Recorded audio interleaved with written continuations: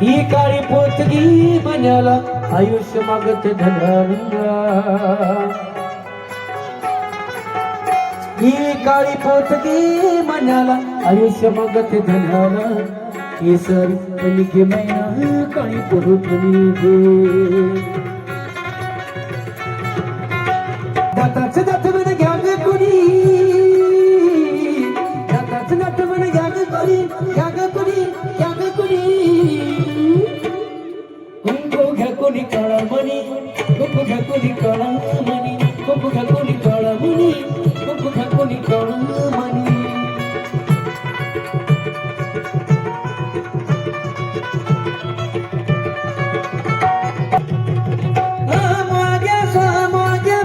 नगरावारी सावधोनी भजने लागा देव करा कैवारी अनमा मल्हारी तिवारी मल्हारी तिवारी मल्हारी तिवारी मल्हारी तिवारी ये सारी बनी के मैना कभी पोतनी गे ही काळी पोतगी मनाला आयुष्य मागत घडला हे केसारी मलिक मैनाला काळी पोतगी घे आवारी यसुयागी विभगी काळी पोतगी ये डिस्कोचं मनी घे वाची फणी घे चहाची गाळणी घे या आंधळीला आरसा घे टकलीला कंगवा घे बोचरीला दंतमंजन घे ये सुतळी घे ये बांबू घे गुलाल घे 3.5 मीटर कापाड घे राखेलचा डबा घे पेटवायला काडीची पेटी घे नसतील खांदेकरी भेटत ते पण घे सोबतच घेऊन फिरते वाढ वाढ वाढ वाढ आणि केसारी पनी गे मैना काळी पोत मनी गे केसारी पनी गे मैना काळी पोतगी पोतगी मन्याला आयुष्य मागती धनाला ही काळी पोतगी मनाला आयुष्य मागत धनाला हे बघितलं सणात जबागे बघितलं सणात जबागे केसाचा पिना हे लकीला केसाचा पिना गे लकीला केसाचा पिना गे हे बाळाला जायचं का गे बाळाला जायचं का गे सारी मनी महिना काळी ही केसारी पलिके मैना काळी पोतगी ये भावाबाई म्हणी यशोदाबाई म्हणी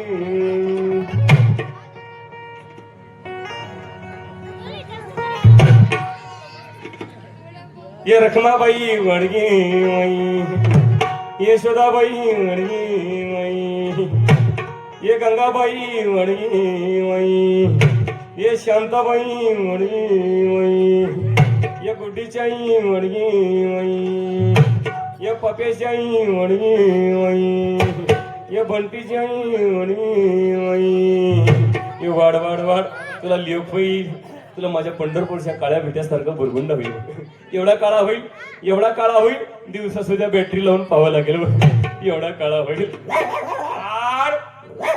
हाडे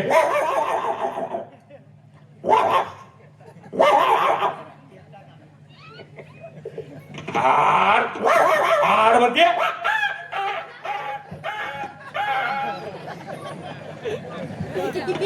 याला इतकं रस पिऊन येतो बघतो काय कोण दिवसभर उपाशी तरी वाडगी अनादी सिद्ध नवल झाले प्रेमाची कुंकू भाळी लागली सदभक्ती बोराटी हाती धरले आणि सानंद गुरगुला घेऊन शकून सांगू आली गभय तुला ये नथवाले मावशे तुला तुला तुला ये पांढरे केसाचे म्हातारे तुला तुला तुला ये मोबाईल वाल्या दादा तुला तुला तुला गुरगुंडा होईल ही बाई तुला बुरगुंडा होईल ग बाई तुला बुरगुंडा होईल ग बुरगुंडा होईल बुरगुंडा बुरगुंडा बुरगुंडा बुरगुंडा बुरगुंडा होईल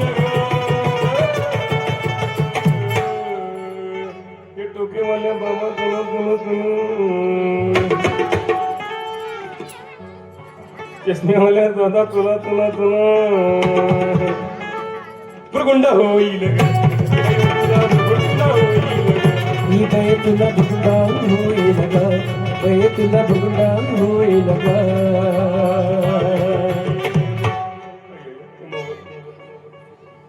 मोबाईल वर काय नाव तुमचं? नाव काय? सोमनाथ सिस्टीम वाले का? मगापासून माझ्याकडे बघते. नाव काय म्हटलं? सोमनाथ. लाटून मी तुम्हाला सोमू म्हणू. लग्न झालं का तुमचं? हा झालं का नाही? करता का माझ्यासोबत? नाही म्हणणार 2026 ऑफर आहे बघा, एक फ्री. मोबाईलवर जिओचं सिम कार्ड मोफत. बेटा आपल्या सोमनाथ पप्पांना टाटा कर, पप्पांना टाटा कर. काय झालं? बॅटरी उतरली.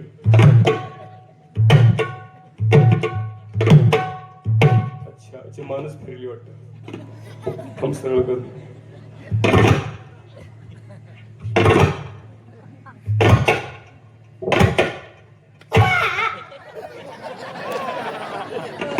पुन्हा मला मान आवटळी बाकी काही नाही. अडगे कच्छ मच्छवरा नरसिरवणी सविगाची काके पोतडी दशावतारे खेळे परवडी सोहम शब्दे बोले चौकडी माझा शिकवणी गे आवडी बुरगुंडा होईल तुला बुरगुंडा होईल भुगुंडा होईल तुला भुगुंडा होईल, बुरगुंडा होईल तुला बुरगुंडा होईल भुगुंडा होईल तुला भुगुंडा होईल. तुला बी होईल मला बी होईल याला बी होईल त्याला बी होईल ही तुला बी होईल मला बी होईल याला बी होईल त्याला बी होईल. मला बी होईल तुला बी होईल तिला बी होईल ही तुला बी होईल मला बी होईल हिला बी होईल तुला बी होईल. हे भुगुंडा होईल तुला भुगुंडा होईल.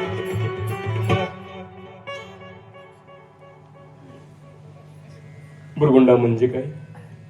तुम्ही म्हणाल महाराज मगापासून लावले बुरगुंडा बुरगुंडा. बुरगुंडा म्हणजे नेमकं काय? बुरगुंडा शब्दाचा अर्थ काय होतो? शाब्दिक अर्थ जर घेतला बुरगुंडा या शब्दाचा अर्थ, त्याचा अर्थ असा होतो तुला मुलगा होईल किंवा मुलगी होईल किंवा एखादं लेकरू होईल, त्याचा अर्थ असा होतो बरं का. परंतु संत एकनाथ महाराज बुरगुंडा या शब्दाचा अर्थ मुलगा किंवा मुलगी सांगत नाही किंवा लेकरू सांगत नाही दादा. कारण नवसानं लेकरू होत नसतात दादा. कोणा देवाला एखादं कोंबडं कापलं, कोण्या देवीला एखादा बोकड कापला आणि नवस केला म्हणजे लेकर होत नाही. त्याचं खंडन आमच्या जगद्गुरु तुकोबाऱ्या करतात. महाराज म्हणतात नवसे कन्यापुत्र होती तरी का करणे लागे पती. नवसानं लेकर होत नसतात दादांना. मग प्रश्न पडेल महाराज बुरगुंडा म्हणजे काय? महाराज म्हणतात बुरगुंडा म्हणजे ज्ञान, भगवंताच्या दशावताराचं ज्ञान. जे ज्ञान भगवान श्रीकृष्णाने गीतेमध्ये अर्जुनाला सांगितलं ते ज्ञान, जे ज्ञान भगवान शंकराने पार्वतीला सांगितलं महाराज म्हणतात ते ज्ञान तुम्हाला होईल. पण कधी? महाराज म्हणतात त्याकरता तुम्हाला संतांना शरण जावं लागेल, संतांची सेवा करावी लागेल. कारण तनु म्हणून जीवे चरणाशी लागावे, अग्रता करावे, दास्य सगळं संतांची सेवा करावं लागेल. एखाद्या जीवनामध्ये येऊन गुरु करावा लागेल, कारण गुरुशिवाय ज्ञान मिळत नाही ना. संत ज्ञानेश्वर महाराज हरिपाठामध्ये सांगतात भावे विना देव नकळे निसंदेह गुरु विन अनुभव कैसा कळे. गुरुशिवाय ज्ञान मिळत नाही. म्हणून दादा जीवनामध्ये गुरु करावं लागतं. कारण गुरुर ब्रह्मा गुरुर विष्णू गुरुर देव महेश्वरा गुरु साक्षात परब्रह्म तस्मै श्री गुरवे नमः. जीवनामध्ये गुरु फार महत्वाचा असतो. मी नेहमी सांगत असतो ज्यांना जीवनामध्ये येऊन गुरु गुरु फिरायचं बंद करायचं असेल, गुरु गुरु फिरायचं बंद करायचं असेल त्यांना जीवनामध्ये गुरु केला पाहिजे बरं का. कारण आमच्या दत्तात्रयाने 24 गुरु केले. जो जो जयाचा घेतला गुण त्याशी गुरु केले जाणं. म्हणून दादा गुरु केला पाहिजे. प्रश्न पडेल महाराज मग हा ज्ञान नावाचा बुरगुंडा गुरुच्या कृपेने कोणाकोणाला झाला? महाराज म्हणतात महाराज आळंदीला जाऊ. आळंदीला विठ्ठलपंतांनी रुक्मिणीच्या पोटी संत ज्ञानदेव नावाचा बुरगुंडा जन्माला आला. नावातच ज्ञान आहे आणि नावातच देव आहे. म्हणजे ज्ञानाचा देव आणि देवाच्या प्राप्तीचं ज्ञान त्यांच्याकडे आहे. ते संत ज्ञानदेव देवच्या कडकाई आणि बोलोबा यांच्या पोटी संत तुकोबा नावाचा बुरगुंडा जन्माला आला. आणि शिवनेरी गडावर राजमाता जिजाऊ आणि शहाजीराजे भोसले यांच्या पोटी छत्रपती शिवा नावाचा बुरगुंडा जन्माला आला. वयाच्या 16 वर्षी हिंदवी स्वराज्याची स्थापना करणारा, वयाच्या 16 वर्षी तोरणा किल्ला जिंकून स्वराज्याला तोरण बांधणारा जगातील पहिला बुरगुंडा म्हणजे छत्रपती शिवा नावाचा बुरगुंडा. बघा वय फक्त 16 वर्ष होता पण पराक्रम 16 वर्षामध्ये हातामध्ये तलवार एवढं हिंदवी स्वराज्याची स्थापना केली. दादांनो तलवारीच्या धारेवर दादांनी स्वराज्य उभं केलं. कोण्या मुघलांची आणि कोण्या निजामांची टाप सुद्धा होत नव्हती आपल्या स्वराज्याकडे पाहण्याची. महाराज म्हणतो असा पराक्रमी असा शूरवीर बुरगुंडा छत्रपती शिवराजांसारखा धर्मवीर शंभूराजांसारखा बुरगुंडा आज तो महाराज म्हणतात तुमच्या आमच्या पोटी जन्माला आला पाहिजे. ही काळाची गरज आहे. कारण तुम्ही आम्ही थोडं जर दुःख झालं एखादं जर संकट पाहायला आलं तर तुम्ही खचून म्हणतो आपण म्हणतो राजे आज या हिंदुस्थानाला तुमची फार गरज आहे. परंतु दादून एक गोष्ट लक्षात ठेवा, प्रत्येक जण म्हणतो राजे तुम्ही पुन्हा जन्माला या. मी म्हणतो राजे पुन्हा जन्माला येतील, परंतु राजांना जरी जन्माला आणायचं असेल तर पहिल्यांदा जिजाऊ आईसाहेब जन्माला आल्या पाहिजे. पहिल्यांदा या महाराष्ट्राच्या मातीमध्ये जिजाऊ घडली पाहिजे. कारण आजची जिजाऊ दादू पूर्वीची जिजाऊ होती. आमच्या जिजाऊ साहेबांनी छत्रपती शिवराजांवर संस्कार केले, त्यांना ज्ञानामृत पाजलं. दादांनो विचारांचं संस्कारांचं बाळ कडू त्यांना पाजलं, म्हणून शिवराज छत्रपती झाले. दादांनो या हिंदुस्थानाच्या मातीवरती राजे अनेक झाले का, या जगाच्या पाठीवरती राजे अनेक झाले, परंतु जाणता राजा फक्त एकच झाला, छत्रपती शिवाजी राजा. हो त्यानंतर जाणता राजा, परंतु यांना घडवणारी आई जिजाऊ होती. पूर्वीची आई लेकरांवर संस्कार करायच्या पूर्वीच्या माता. दादांनो लहानपणी जर लेकरू रडू लागलो तर त्याला शांत करण्याकरता अंगगीत गायचे त्याच्याकरता, आणि त्या अंगगीताद्वारे त्याच्यावर संस्कार व्हायचे. ही पूर्वीची पद्धत होती. दोन अलीकडे आईच्या अंगगीत पाठ राहिले का मला सांगा, किती आईच्या अंगगीत पाठ आहे मला सांगा, आहे का? हो पूर्वीची आई आणि पूर्वीचे आजोबा लेकराला गोष्टी सांगायचे, देवधर्माच्या शूरवीरांच्या गोष्टी सांगायचे. पूर्वीचे लेकर आजीच्या कुशीमध्ये झोपायला असायचे, आजोबांच्या कुशीमध्ये झोपायला असायचे पूर्वीचे लेकर. आता आजी आजोबाच वृद्धाश्रमामध्ये आहेत, पोरांना गोष्टी सांगणार कोण? दादा हे संस्कार होते पहिले, अलीकडे हे संस्कार पाहायला सापडत नाहीत.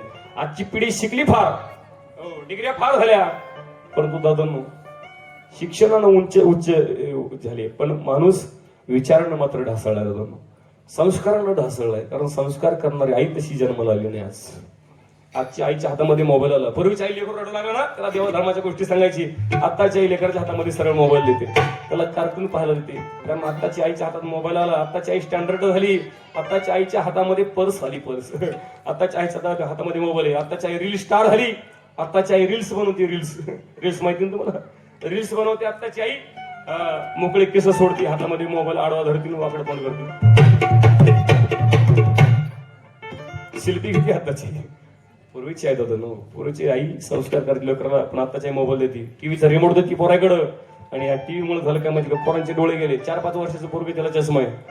अलीकडे 4 वर्षाच्या पोराला चष्मा पाहायला सापडतोय. पण पूर्वीचे माणसं बघा, पूर्वीचे माणसं कसे होते. पूर्वीचे माणसं दिसत हो काही. वय काय तुमचं बिना चष्म्यावाले? वय किती तुमचं? 70 वर्ष वय बाबांचं. टाळ्या वाजवल्या त्यांच्यासाठी. 70 वर्ष वय बाबांचं, पण मात्र आणखीन माझ्याकडे कसं बघतं बघ, म्हणजे बिना चष्म्याचं बघतायत. हे महत्वाचं आहे. 70 वर्ष झालं त्यांना चष्मा आणखी, 4 वर्षाच्या लेकरांना चष्मा अलीकडं. हो आत्ताचा तरी काळ थोडा बरा आहे, इथून पुढचा काळ खूप भयानक येणार. पोरगा आईच्या पोटातूनच येताना चष्मा बिस्मा काचा बिचा फिट करून येणार. आई बापाला ताण ठेवणार नाही. तसं असं काय झालं, कारण टीव्ही आला, स्क्रीन आल्या, या मोबाईलमुळे, या टीव्हीमुळे पोरांच्या डोळ्याचं वाटोळं झाले. आज पोरांचे डोळे कामातून गेले, त्याचबरोबर पोरांचे डोके सुद्धा कमजोर झालेत. काही काही पोरं भानातून गेलेत, येडीत झालेत काही काही पोरं मोबाईलमुळे. माझा माग एक गेम आले, ते गेम आविटर काय काय होते ना, पुन्हा रमी सर्कल. हो त्याची जाहिरात पुन्हा सगळे चांगली चांगली लोक करायचे. कोण कोण? अजय देवगण जाहिरात करायचं. त्याचा वेळ लागत होता तो या पोरांना.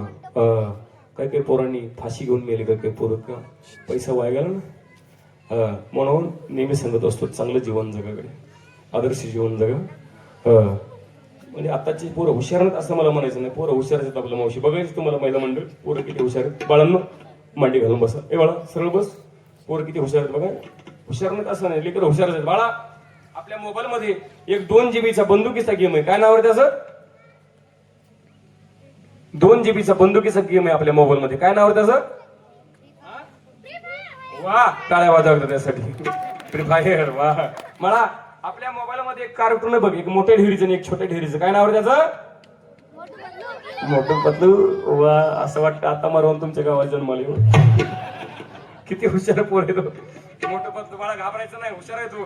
मला सांग, एक झिंगाट गाणं आलं होतं बघ, झिंग झिंग झिंगाट. कोण्या पिक्चर मधलं होतं ते? सैराट.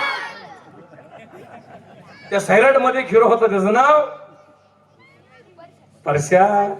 त्यामध्ये हिरोईन होती, तिचं नाव, हिरोईनचं नाव आर्ची. तिकडून मात्र पण म्हणलं आर्ची. चांगलंय चांगलंय, चलो त्याकडे. शेवटचा प्रश्न आहे बाळा, घाबरायचं नाही. मला सांग, संत ज्ञानेश्वर महाराजांच्या हरिपाठातला 11वा अभंग कोणता?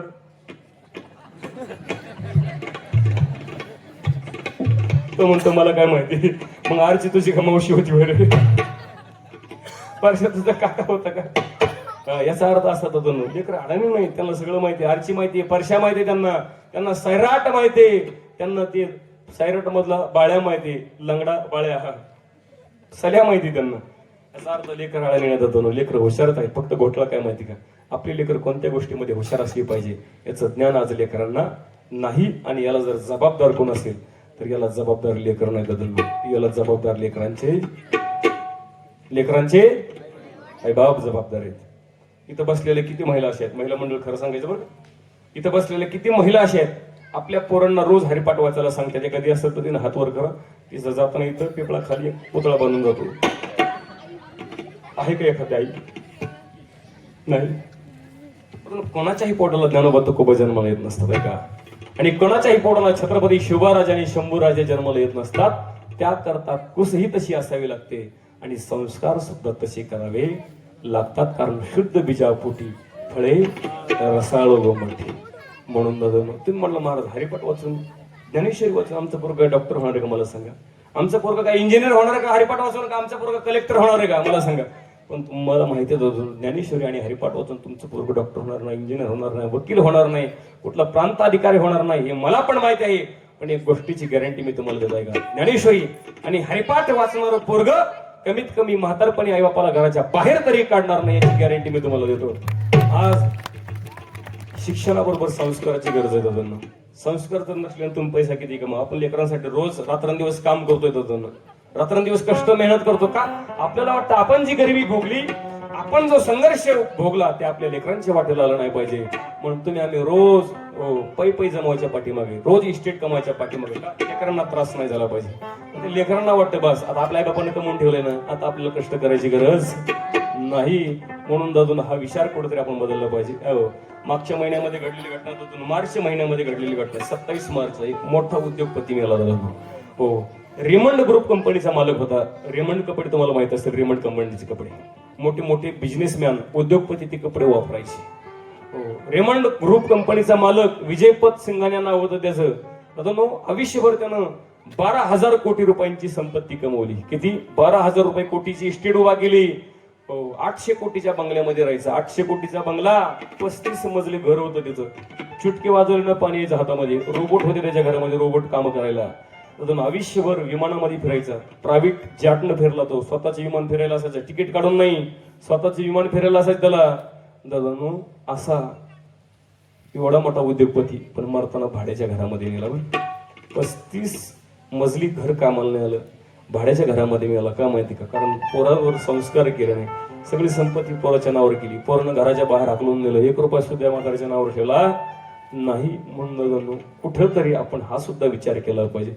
खरं जीवन कोण आहे? कोण जगतं खरं जीवन? लक्षात तुम्ही आम्ही खरं जीवन जगतोय का? तुम्ही आम्ही पैसे कमवायच्या नादामध्ये लागले. खरं जीवन काय? खरं जीवन हे परमार्थकडे आलं पाहिजे, अध्यात्माकडे समाजसेवा केली पाहिजे, देशसेवा देशभक्ती केली पाहिजे. ही खरी समाजसेवा आहे आणि हे खरं जीवन आहे. नाहीतर कुत्री मांजर सुद्धा पोट भरतात, त्याला काय अर्थ आहे मला सांगा. म्हणून संस्कार करा लेकरांवर. अलीकडं असे कितीतरी उद्योगपती मी तुम्हाला दाखवतो, जे उद्योगपती ज्यांची कोट्यवधी अब्जावधी रुपयाची संपत्ती होती दादून, पण शेवटी ते वृद्धाश्रमामध्ये मेलेले आहेत. असे कितीतरी उद्योगपतींचे नाव मी तुम्हाला सांगेल. वृद्धाश्रमात मेले, अन्न करून मेले, पाणी करून मेले, पाणी सुद्धा पाजणार 2 पोरांनी. याला काय म्हणायचं? हे संस्काराचा परिणाम आहे. म्हणून संस्कार केले पाहिजे. संस्काराचा अभाव न राहता संस्काराचा आपल्या लेकरांवर प्रभाव असला पाहिजे, मला तुम्हाला सांगायचं. म्हणून अलीकडे बघतो आपण दादा 17-18 वर्षाचं पोरगं गुटखा खाते, तंबाखू खाते. 18 वर्षाचं पोरगं दारू पिते आपल्याकडं. का? संस्कार नाही. पण मला सांगितलं होतं माझ्या आईसाहेबांनी, जिजाबाई साहेबांनी शिवबाराचे संस्कार केले आणि त्या संस्काराच्या जोरावर राजे छत्रपती झाले. म्हणून छत्रपती शिवराजांना 400 वर्ष लोटून गेली. आज ही राजांची जयंती तुम्ही आम्ही साजरा करतो. माझ्या शंभूराजांना राजांची जयंती 369वी जयंती.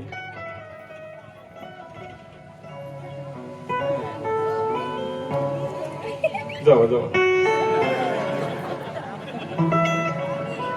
एकटी कशी जाऊन सगळं गाव हाकून निवास करणार मोस्टली. माझी बहिणी बरं का, मला आळंदी दिलं त्यांना इथं दिलंय. संस्कार सांगत होतो. आई जिजाऊ आई साहेबांनी संस्कार केले राजांवर. कसे केले का? आई जिजाऊची ही पुण्याई कशी आली हो फळाला.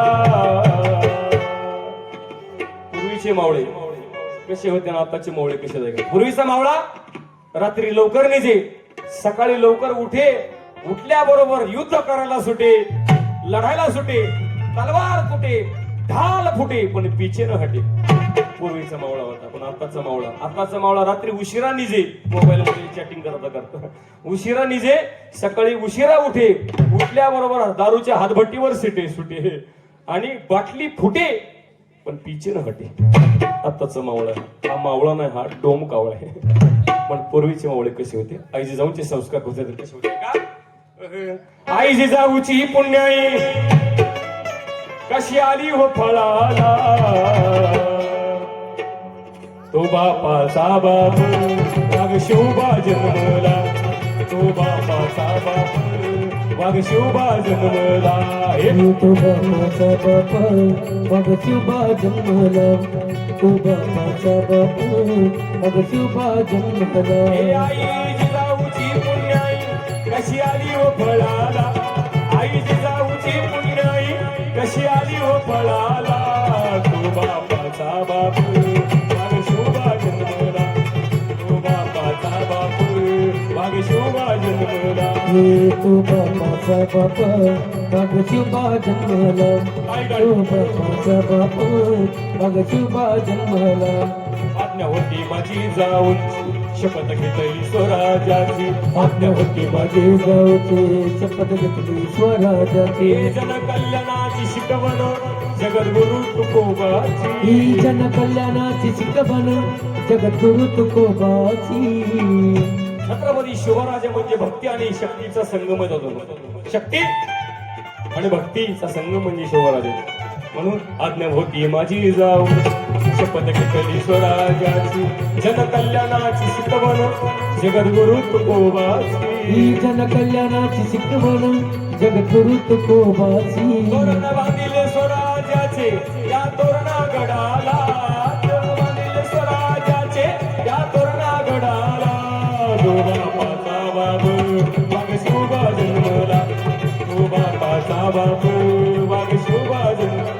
तो बापाचा बाप वाघ शिवबा जन्मला, तो बापाचा बाप वाघ शिवबा जन्मला. हे वाघाच्या जातीची पोलादी छातीची जगात वैभवशाली, वाघाच्या जातीची पोलादी छातीची जगात वैभवशाली. माझ्या राजाची जयंती आली, शंभू राजाची जयंती आली, माझ्या राजाची जयंती आली, शंभू राजाची जयंती आली. माझ्या राजाची जयंती आली, शंभू राजाची जयंती आली, माझ्या राजाची जयंती आली, शंभू राजाची जयंती बिजली आली. समान तळपत होती त्यांच्या तलवारीची पाती, बिजली समान तळपत होती त्याच्या तलवारीची पाती. नाव ऐकून छत्रपती वाटे सैतानाला, ही नाव ऐकून छत्रपती वाटे सैतानाला भीती. मावळ छाव्यान गणी मी काव्यान की मया न्यारी केली, मावळ छाव्यान गणी मी काव्यान की मया न्यारी केली. बोला छत्रपती शिवाजी महाराज की, धर्मवीर संभाजी महाराज की, हर हर भारत माता की, वंदे. माझ्या राजाची जयंती आली, शिवरायाची जयंती आली, माझ्या राजाची जयंती आली, शंभू राजाची जयंती आली. ही माझ्या राजाची जयंती आली, शंभू राजाची जयंती आली, माझ्या राजाची जयंती आली, शंभू राजाची जयंती आली. जय भवानी, श्री शिवाजी, जय भवानी. श्री शिवाजी. जगामध्ये दोन राजे जन्माला आले आपल्या हिंदुस्थानाच्या मातीमध्ये. एक राजे म्हणजे छत्रपती शिवाजी राजे. ज्यांनी जगावं कसं शिकवलं, ज्यांनी जगावं कसं हे शिकवलं ते छत्रपती शिवराज, आणि मरावं कसं हे शिकवलं ते छत्रपती संभाजीराजे. म्हणून छत्रपती शिवाजी राजांचा गनिमी कावा कसं जगावं हे शिकवतो, आणि शंभू राजांचा छावा तुम्हाला मला कसं मारावं हे शिकवतो दादा. म्हणून ह्या जयंती दादा आपण मेल्याच्या नंतर आपली नातवंड, आपली पोरं आपलं श्राद्ध घालतील का याची गॅरंटी नाही. जे घर आपण बांधले जातो ना त्या घरामध्ये आपले नातवंड आपला फोटो सुद्धा ठेवतील की याची गॅरंटी नाही. 400 वर्षे लुटून गेले माझ्या शिवराजांना. शंभूराजांना 350 वर्षे लोटून गेली. आज सुद्धा त्यांची आपण जयंती साजरी करतो दादांनो. नुसत्या महाराष्ट्रामध्ये ना आपण जयंती साजरी करतो. आपली राजांची जयंती फक्त महाराष्ट्रात नाही, नुसत्या भारतात नाही, संपूर्ण जगामध्ये 32 देशामध्ये माझ्या राजांची जयंती साजरी होती दादांनो. हे आपलं वैभव दादांनो, हे आपल्या महाराष्ट्राचं वैभव. महाराष्ट्रानं जगाला दाखवून दिलं दादांनो, हे एवढं मोठं वैभव आपलं. म्हणून आपण ही शिवजयंती, ही शंभूराजांची जयंती साजरी करतो दादांनो. स्वराज्याची धाकली मालक, स्वराज्य रक्षणामध्ये फार मोठा. मग अशी सरांनी सांगितलं, ज्यावेळेला छत्रपती शिवराजांचं ज्यावेळेला निधन झालं त्यावेळेला औरंगजेबाला एवढा आनंद झाला, त्याला वाटलं बरं झालं आता महाराष्ट्र कावीज करायला आता कोणी सुद्धा राहिलं ना, आता महाराष्ट्र कावीज होणार. तो आनंदानं वेळ झाला. पण दादांनो, शंभूराजांनी हे होऊ दिलं नाही दादांनो. शेवटच्या श्वासापर्यंत लढले. म्हणून आयुष्यामध्ये संकट बरेच येत असतात. शिवचरित्र आणि शंभूचरित्र तुम्हाला मला काय शिकवत आहे का? संकटावर मात कशी मिळवायची हे 2 चरित्र आपल्याला शिकवतात. जेवढा पुरंदरचा तह झाला तेवढा शिवराजांच्या हातातून किल्ले गेले. जेवढं आयुष्यभर कमवलेले किल्ले ते गेले, पण राजे खचले ना दादांनो. त्याच्यानंतर सुद्धा राजांनी स्वराज्य उभं केलं. छत्रपती जोपर्यंत झाले तोपर्यंत स्वराज्याचा ध्यास सोडला ना दादांनो. हे आपण शिवचरित्रातून शिकलं पाहिजे. अलीकडे आपली पोरं थोडेसे कुठंतरी नापास झाली, परीक्षेमध्ये नापास झाली, 10वी 12वीला जर नापास झाली तर पोरं आत्महत्या करताना आपल्याला पाहायला सापडतात दादांनो. शिवचरित्र वाचा. शिवचरित्र आणि शंभूराजांचं चरित्र वाचणारी पोरं कधी आत्महत्या करू शकणार नाहीत.